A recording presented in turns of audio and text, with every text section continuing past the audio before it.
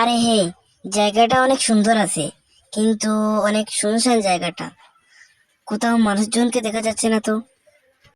আরে না, এদিকে মানুষজন থাকে না, কিন্তু জায়গাটা অনেক ভালো। কতক্ষণ সময় কাটালে ভালো লাগবে।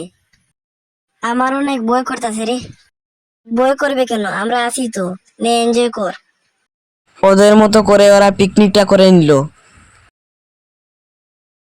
রাত হয়ে গেছে, একটু একটু বৃষ্টি দিচ্ছে। ওরা বাইরে দাঁড়িয়ে বাইরের মহলটা অনুভব করছে। দিনের বেলায় ওরা কিছু বুঝতে পারেনি, কিন্তু এখন রাত। ওরা একটু একটু করে ভয় পেতে লাগলো। হঠাৎ দেখতে বলে একটি ভয়ঙ্কর পিশাচিনী তাদের কাছে এসে দাঁড়ালো।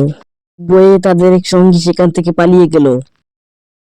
তখনই একটি তান্ত্রিক তার শক্তি নিয়ে সেখানে আসলো। ডাইনি বয়ে সেখান থেকে পালিয়ে গেল। ভিডিওটি ভালো লাগলে একটি লাইক অবশ্যই করবেন।